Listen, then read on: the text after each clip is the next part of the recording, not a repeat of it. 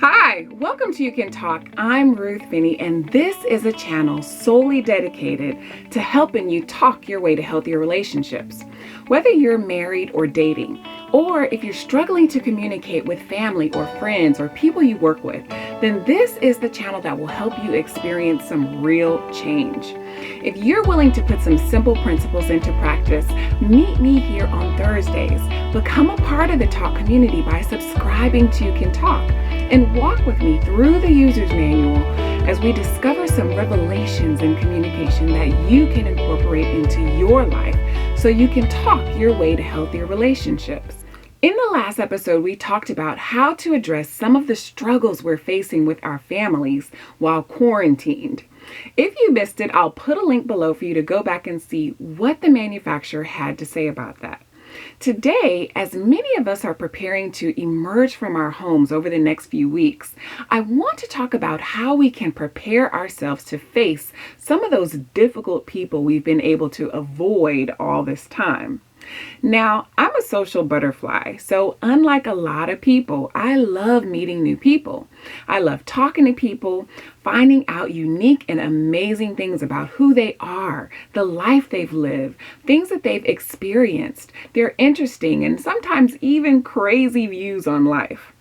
I have found that people are a treasure trove of amazing talent. We all possess gifts that lie within us, and it just fascinates me to discover those things. All that being said, I have really missed being able to interact with others the way I'm used to. However, since I've been quarantined in my home for just about 2 months now, I have found that there are some benefits to this social distancing thing that many of us may not want to say out loud. So I'm going to talk about these things for us all. For instance, the benefits of being able to wear a mask out in public and not have to smell a person's bad breath or their not so pleasant body odor, perfume, or cologne. The mandatory mask rule out in public, yeah, I'd like to be able to keep that one.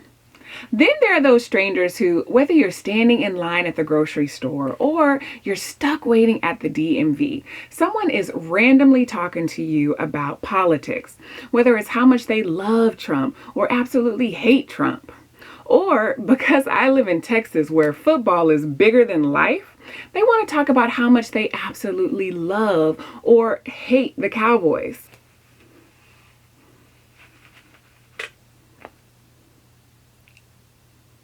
Whatever it is, they are always up in our personal space. It's like, seriously. And then there's the public transportation or movie theater instances where there's a ton of empty seats to choose from, but they have to come and sit right next to us on their cell phone, talking loud, smacking their gum or popcorn, kicking our seat, talking about things we couldn't care less about, or wanting to sell us something that we have absolutely no interest in. It's like, really? Yeah, I don't miss any of that. But one of the biggest benefits that I have found that you may not want to admit is how nice it's been to not have to deal with those difficult people in our lives that we can't get rid of. It's either because they're family members, people we have to work with, faithful customers, longtime patients or clients, friends of the family, or even complete strangers that enter our day and just make us want to close our eyes and say, Calgon, take me away. You know those people that make you wish you hadn't gotten out of bed that morning? Yeah, those are the people I'm talking about. Oh, and if any of this is reaching you all and you want to know more, go ahead and click that like and subscribe button down below and stick around to find out how we can maintain some of the benefits that we've come to appreciate with social distancing. And welcome to the Talk family. So now that we got that out of the way, let's take a look at our user's manual because I know there's some instructions in there for us. Let's look at that brotherly love instruction found in Hebrews chapter 13 verses 1 and 2. It says, keep on loving one another as brothers and sisters. Do not forget to show hospitality to strangers, for by doing so, some people have shown hospitality to angels without even knowing it. Then it goes on to talk about how to empathize with those suffering, how to honor our marriage, how to be content with what we have. And then this is the one I like, the one that's in verse 6 that says, "So we say with confidence, the Lord is my helper. I will not be afraid. What can mere mortals do to me?" So as things are opening back up and many of us are physically going back to work on some level or preparing ourselves for that next family or social gathering or that one-on-one meeting where we know we're going to come into contact with these people that we struggle with, let's go over 4 ways that we can continue in brotherly love from a distance. So the first thing we want to make sure to do is tell them only what they need to know.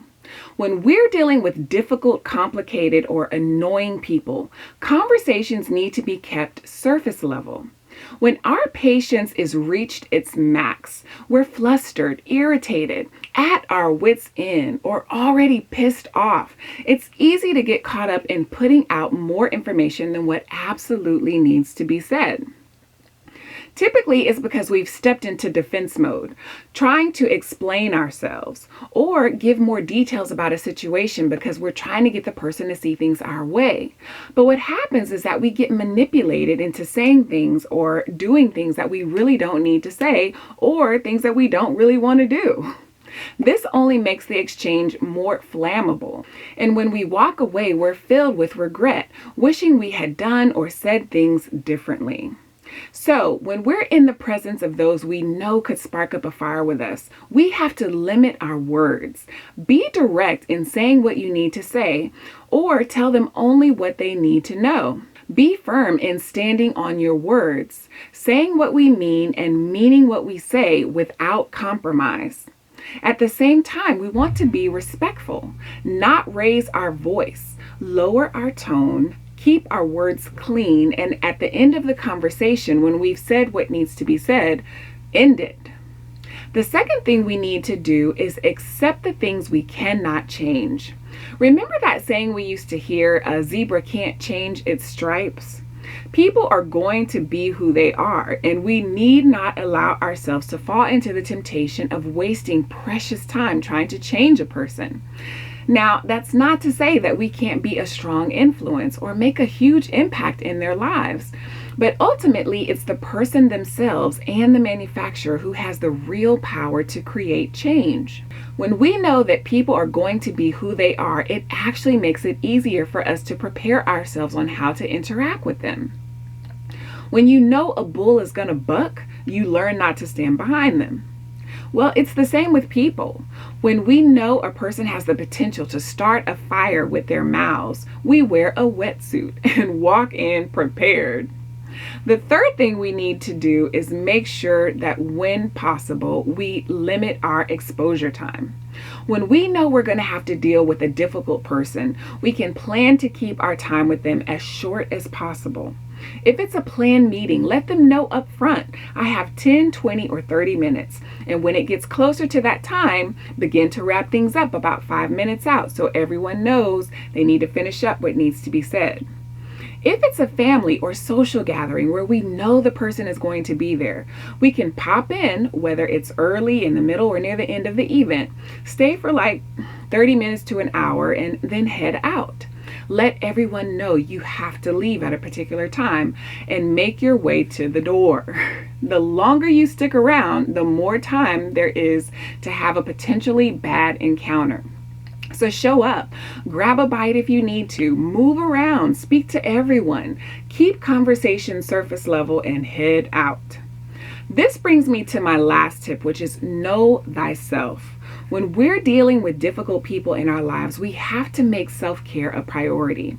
No one knows us better than we ourselves. So when we're having an encounter that's moving us into a space where we feel ourselves getting frustrated, impatient, or even angry, we need to reposition ourselves, change the conversation, or leave when we need to.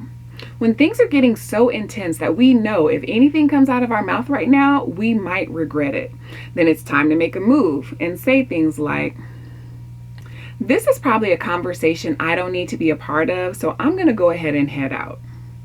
Or you can say something like, this conversation is getting out of control. So before we begin to say things that we don't mean, I think we should walk away, gather our thoughts, and reconvene when we've had some time to deal with our emotions and refocus on our intentions.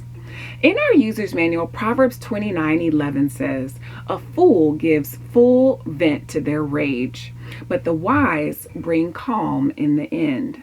Whether we're looking forward to getting back out there in the world after this time of quarantine or not, we need to be prepared for the fact that we will always have to deal with difficult people on some level, whether it's our jobs, out in public, or within our own families. Rather than avoiding the inevitable, we can learn ways to coexist having these people in our lives, but continue loving them from a distance. If you can relate to any or all of these communication struggles, and you are tired of the seemingly endless cycle of communication barriers that are keeping you from the relationships that you desire to have with others, then become a talker. Subscribe to You Can Talk. Select that notification bell down below and meet me here on Thursdays for the next episode where I'll be discussing more ways we can talk our way through these trying times. Leave a comment below and let me know what will be your tip of the week or talk-inspired practice that you're willing to commit to working on. What loving from a distance practice will you implement as we enter back into the world? Whatever it is, I'm rooting for you and praying for you because you can tame the tongue, approach with compassion, listen deeply, knock down the barriers, and talk your way to healthier relationships. Let your communication be the light of God's love the world so desperately needs to hear. Thanks for watching, and if you would, please like and share this video, and I will see you here next Thursday.